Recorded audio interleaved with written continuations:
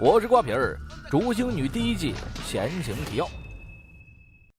脑波被击败，昏迷不醒，儿子亨利继承了他的能力。博弈会社想要进行建国计划，必须得到脑波的帮助，但星女和新正义协会几次都搅和了好事，博弈会社不得不先铲除他。这刚好成为了龙王之女辛迪邀功请赏的好机会。一番打下来，康德尼败下阵，并受了重伤。帕特为了把戏做足，只能伪造车祸，把康德尼送到了医院。究竟该不该告诉芭芭拉真相？父女俩各执一词。听闻女儿出事的芭芭拉割了乔丹，连夜从出差地赶回了家中。事后帕特单独找星丈聊了聊，希望他能别跟个莽夫一样，下次一旦遇到危险，应该第一时间带康德尼走，而不是迎难而上。女儿一出事，芭芭拉肯定要质疑帕特的。为了照顾他的情绪，帕特到嘴边的真相又咽了回去。此时乔丹也已经手刃了一名间接害死妻子的人。现在的博弈会社还没有人知道亨利拥有了脑波的能力，但耳边的噪音也把亨利折磨得不轻。天一亮，瑞克就带着尤兰达·贝斯赶到了辛迪家门口。年轻人都不喜欢坐以待毙，为了调查辛迪的背景，只能铤而走险。不巧，辛迪不在家。赶到的帕特跟贝斯一唱一和，哄骗着辛迪后妈，并且在查克的帮助下找到了一条地道。刚一下去，查克就没了信号。辛迪则是来到了康特尼家里，好歹是塑料姐妹啊，受伤也得来看看不是？而且他已经知道了康特尼的身份，仅凭一个眼罩就想伪装身份，也就骗骗那些素未谋面的路人。辛迪不想趁人之危，打算在康特尼康复之后再决一生死，在此之前要先解决新正义协会。康德尼连忙把事情告诉了尤兰达他们。此时的帕特为了拖延时间，修起了下水道。女人的行为暗示帕特平时多来修下水道。不过帕特经住了诱惑，贝斯则是拿到了辛迪父亲的照片，在被发现之前离开了现场。只看了一眼照片，帕特就知道了辛迪的背景。龙王可是他的老对手了。这一切康德尼还不知道，带着伤准备去支援。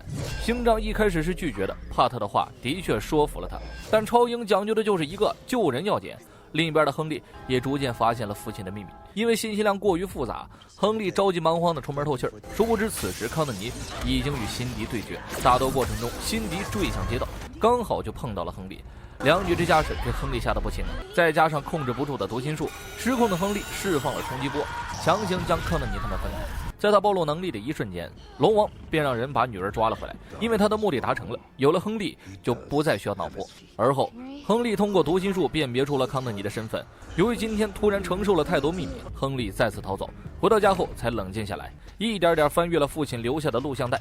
数十年前，脑波负责研究拓展人类大脑容量的项目，因为想法过于极端被撤销了赞助，无奈之下他选择了拿自己做实验，结果一发不可收拾。起初因为害怕杀了一个劫匪，慢慢的脑波掌控了这种能力，从心灵感应到了意念控制，每天都在进步。这几十盘录像成了亨利的教学视频，一天下来也能熟练掌控能力。随着时间推移，脑波也慢慢有了反社会人格，他用心灵感应看穿了太多人性，总结就是一句话：人类既是怪物，人性最为扭曲。亨利也开始窥探别人的想法，发现身边之人都不善，有些人表面正正经经，心里的想法却是比恶魔都恐怖。一天下来，亨利赞同了父亲的观点，人类既是怪物。康德尼这边跟帕特商量着拉拢亨利，他刚刚获得能力，在被博弈会社利用之前提前招募，这样就等于多了一个强大的队友啊。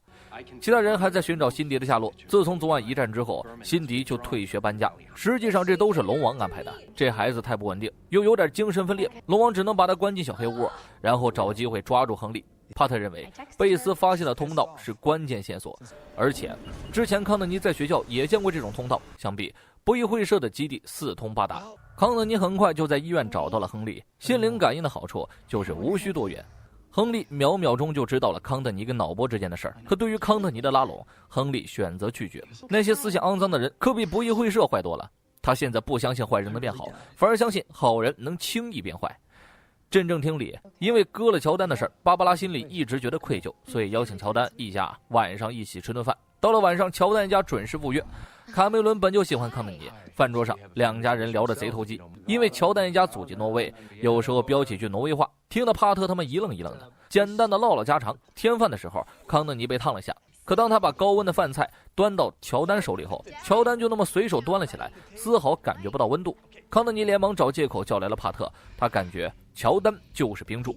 虽然猜测有点草率，但小心驶得万年船。送走乔丹家之后，康德尼打算让星丈去探探底，刚逃出星丈就被芭芭拉发现了。这一下真相是瞒不住了，另一边的亨利在病房见到了父亲的律师，美名其曰签署财产合同，其实受益人都是他自己。亨利直接读出了律师的歹心，一个失控让男人七窍流血身亡。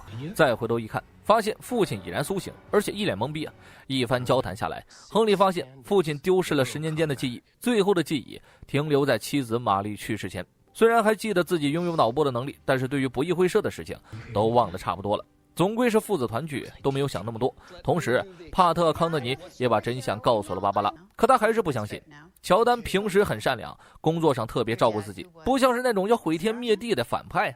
而且芭芭拉一直对女儿强调，星侠不是你父亲，你的亲生父亲叫山姆，星侠的化名可是希尔维斯特。芭芭拉不想解释那么多，女儿走到今天肯定和帕特脱不了干系，也联想到了前几天的车祸，她开始质疑这段感情。遥想当年两人在餐馆相遇，谁都不认谁，却默契十足，可谓是一见钟情，甚至共享当天最后道美食。现在看，两人几乎到了离婚边缘了。帕特今晚只能去修理厂过夜，儿子麦克果断决定陪伴父亲。康特尼身为晚辈不敢言语，只能看着10年前没送出去的礼物怀念父亲。深夜脑波也入了眠，噩梦中不断回忆着当年的往事，这些都被亨利读了出来。冰柱、玛丽、星侠，脑波反复念叨着这3个人。为了得出真相，亨利准备回家寻找答案，可他刚离开，乔丹就赶到了病房，唤醒了熟睡的脑波。在父亲的录像带里，亨利寻找到了答案。原来当年脑波有过金盆洗手的想法，是妻子玛丽让他知道了世上真的有人对他好。可冰柱不希望他被爱情左右思想，带着不义社团灭了 GSA， 其中包括了玛丽的亲哥哥星侠。这件事之后，脑波有了退役，但玛丽不会原谅杀害哥哥的凶手，于是冰柱把玛丽也杀了。得到了自己想要的答案，亨利再次折返医院。此时星仗找上了康特尼，似乎笃定乔丹就是冰柱，但老妈刚刚大发雷霆，康特尼不敢出门，星仗便独自一仗来到帕特的车库，怒指冰柱的照片。就在乔丹跟脑波商议建国计划时，星仗杀到，若不是脑波出手，星仗还真有机会伤到乔丹。也就在那一线机会，随后星仗被冰封。刚赶到的亨利看到父亲跟弑母仇人在一起，连忙躲到了角落里。脑波自然察觉到了儿子的存在，却不想让他遇到危险。隔天一早，康特尼发现星仗丢了，问了问老妈，芭芭拉也不知去向，甚至让女儿赶紧收拾东西，晚上就搬离蓝谷镇。康特尼又去找了帕特，得到的答案依旧是不知道，而且帕特也让康特尼听妈妈的话，收拾行李搬家，再也不插手不义会社的事。说完就起身前往镇政厅接芭芭拉。正当康特尼不知道怎么办时，脑中传来了亨利的声音。会面后，亨利把记忆传输给了康特尼，让他知道了所有发生的事儿。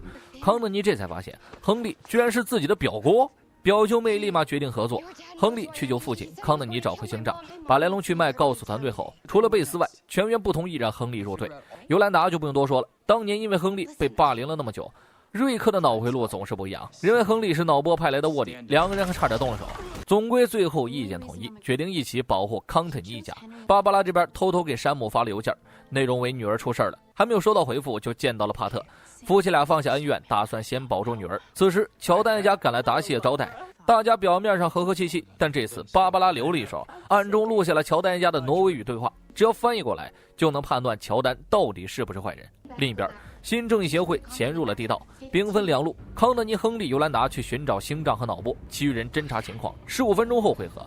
在路上，亨利向尤兰达道了歉，可惜没得到原谅。结果3人误打误撞来到了龙王的基地，还没来得及潜伏，就被小黑屋的辛迪打了报告，只能被迫与之开战。几个孩子默契十足，康特尼虽然没有星仗，但战斗力依旧不错。亨利也因为愤怒动了杀心。另一边，瑞克和贝斯见到了格兰迪，面对这个杀害父母的真凶，瑞克把侦查的计划抛在了脑后，调转杀戮，准备手刃格兰迪。奈何大肛门关得死死的，根本打不开呀。此时康特尼已经和龙王交手，直接面对核心反派，康特尼还得白给。要不是尤兰达优先拿到了星仗，康特尼直接嗝屁。随后一棍子敲掉了龙王的面罩，露出真容。吓得康特尼一激光干晕了他，不知道的还以为杀手饿得了侏儒了。所有人都没有想到，他们此行真正的对手是脑波，他丢失的记忆已经被龙王唤醒，来不及解释，所有人撒腿就跑。与此同时，芭芭拉的录音翻译了过来，乔丹的确喜欢这芭芭拉，但这都不重要了。一旦那个机器启动，世界将会被改变。而空无一人的办公室里，山姆回了消息，地下新正义协会被堵在死胡同，对付几个小毛孩子，脑波都没当回事。在亨利把几个新朋友送到安全的地方后，与父亲进行对峙。此时脑波一句话直接伤透了儿子的心，玛丽是死在自己手上的，伟业和爱情，他选择了前者。如果亨利挡住了，他也会毫不犹豫杀了儿子。亨利反抗都是徒劳的，脑波隔绝了他与康德尼等人，只能眼睁睁地看着亨利受伤。亨利也意识到自己敌不过父亲，对着栅栏外的尤兰达道了歉，也告诉康德尼，人类并不全是怪物，本性都是善良的。说完，被脑波控制的残骸砸在了身上。也许这都是脑波的计划，为的就是不让儿子趟进两方势力的浑水，不然他在医院里完全可以把儿子带出来，而不是主动成为龙王的零件。当然了，脑波要是真想杀了儿子，那真是人类既是怪物，人性最为扭曲。